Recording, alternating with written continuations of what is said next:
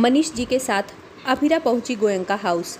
ना चाहते हुए भी स्वर्णा ने मनीष जी के कहने पर उतारी अभिरा की आरती। अभिरा से मिलने गोयंका हाउस पहुंची विद्या। जी हाँ दोस्तों, स्टार प्लस के मोस्ट पॉपुलर ये रिश्ता क्या कहलाता है कि अपकमिंग एपिसोड में हम सभी को देखने को मिलेगा कि जहां अभिरा पर इस तरह के इल्ज़ाम लगते हैं कि वो कभी मां नहीं बन सकती, जिससे मनीष जी अभिरा को लेकर चले जाते हैं और कहते हैं कि बेटा यहाँ तुम्हारे आंसुओं की इस परिवार में कोई कीमत नहीं है। और वहाँ जाकर स्वर्णा से अभिरा की आरती करने को कहते हैं कि मेरी बेटी घर आई है, जिस पर अभिरा की आरती स्वर्णा उतारती है। और लेकिन अभिरा इतनी दुखी होती है कि वो फूट फूट कर रो रही होती है। उसे समझ में नहीं आता कि उसके साथ क्या हो गया।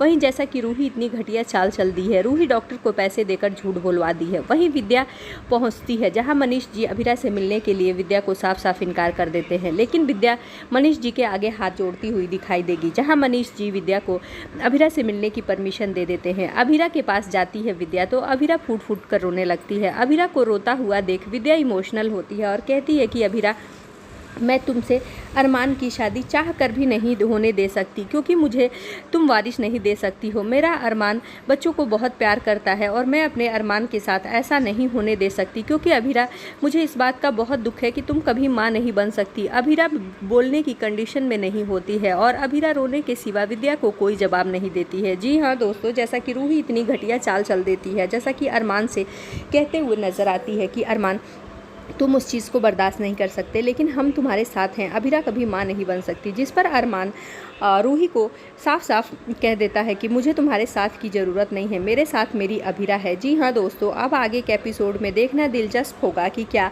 अभिरा रूही की इस बात को गलत साबित करने के लिए अपने अंदर हिम्मत जुटा पाएगी या नहीं, या डॉक्टर के ही कहे पर सारे लोग विश्वास कर लेंगे। सो आगे के लेटेस्ट और धमाकेदार अपडेट्स के लिए जुड़े रहें हमारे साथ। Thank you for watching.